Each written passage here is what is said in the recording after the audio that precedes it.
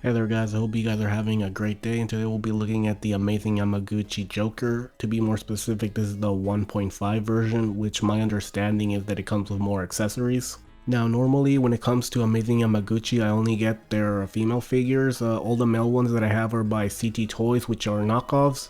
But when it comes to the Joker, I had to make the exception because quite frankly, for me personally, this is basically like the perfect Joker design. And unfortunately, this figure perfectly captures why a lot of people don't like amazing Yamaguchi figures. Even though it does look nice, it has a lot of design problems with this articulation that may put off some people. And I'm not saying that the articulation for this figure is bad or anything, it's actually pretty good. The problem is how they achieve that articulation that's gonna rub people the wrong way. But for me, since this is my idealized version of what the Joker should look like, I'm willing to put up with all that stuff because quite frankly, this is an amazing 1/12 scale Joker figure.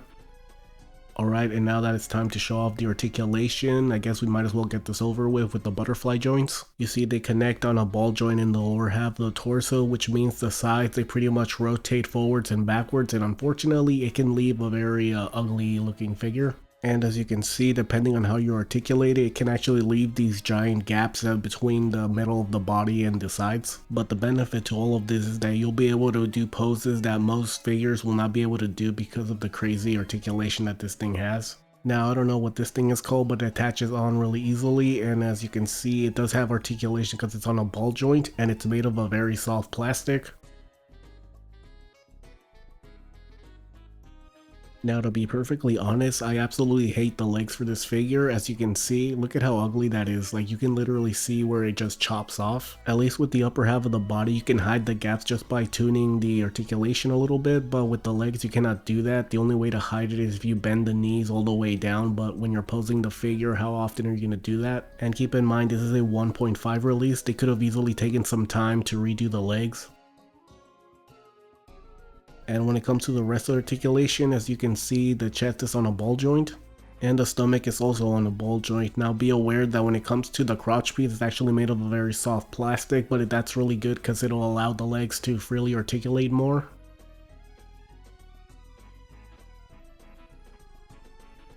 And this guy has a crazy amount of neck articulation, and as you can see, this is about as high up as he can go, and this is about as low as it can go as well. And when it comes to arm articulation, this is about as far as it can bend. Now unfortunately it does not have arm rotation, but because it is on a ball joint it can rotate a bit, but keep in mind that the shoulder pad does get in the way. And as I mentioned before, it does have that butterfly joint that lets it rotate forward and backwards. And not to mention, when it comes to bending the figure backwards, this is about as far as it can go. Now when it comes to bending the figure forward, it can actually go a little bit further than this. After I was recording, I actually found that if you rotate the thighs a little bit, it'll actually go even further down. So the Joker can almost touch his own feet. Now when it comes to the arm, that's about as high up as they can go, and what's really cool is that they can cross into each other.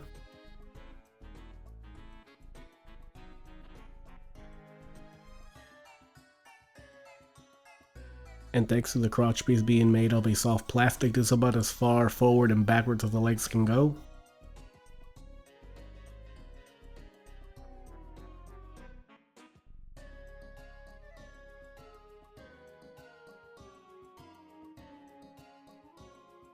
Now this is how far the Joker can do the splits normally. However, if you rotate the thighs a little bit, you can actually get him to go all the way up. And that's what's so cool about amazing Yamaguchi. Once you take the time to actually learn how the articulation works, you can actually do some really crazy stuff. And luckily this figure has thigh rotation, which is good. If you want the legs to not bend in a weird angle, they're gonna be really needed.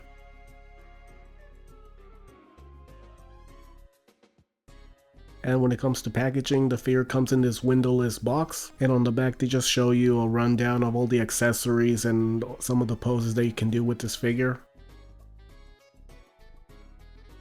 And keep in mind that this is the 1.5 release, that's why it has all these accessories, as the original didn't have as many. And I gotta say, I really love the guns that this figure comes with, especially because it has the Thompson submachine guns with the drum mag. I don't know why, but I always thought they were like the coolest looking guns, and now that I have two of them for any 1/12 scale figure that I can use, it's pretty awesome.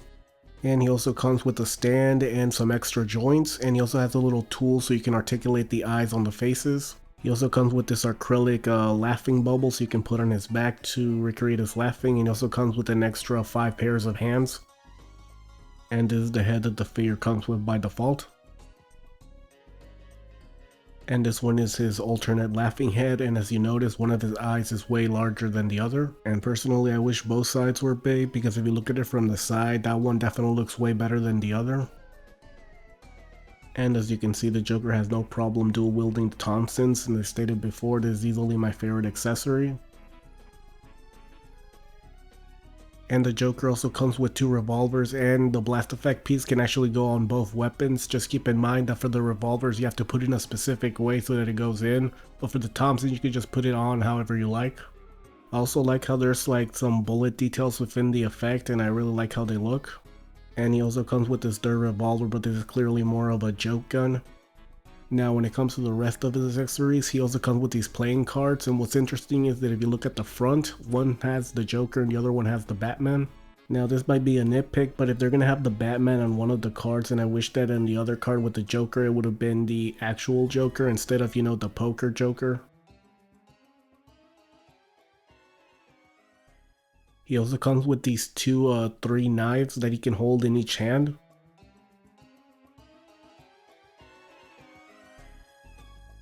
He also come with these larger combat knives, which I really like.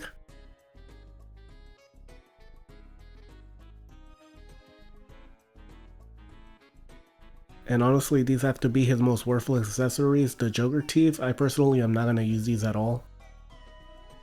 He also comes with this crowbar, which is pretty nice.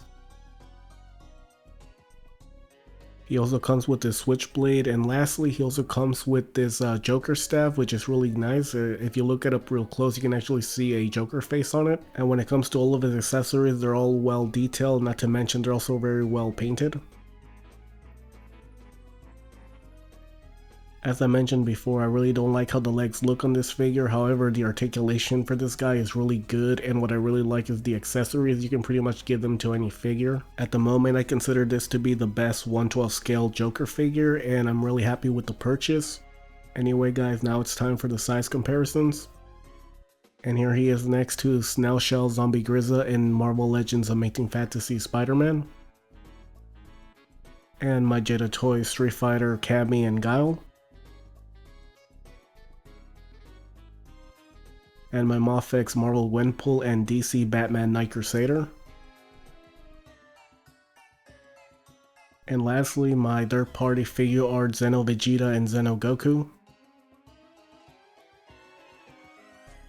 You know guys, I actually got this figure back in March, but I've only now recently opened him, and quite frankly, I'm really happy with this figure. Anyway guys, if you can, please like and subscribe, and I'll be uploading more soon, and I'll see you guys next time. Later.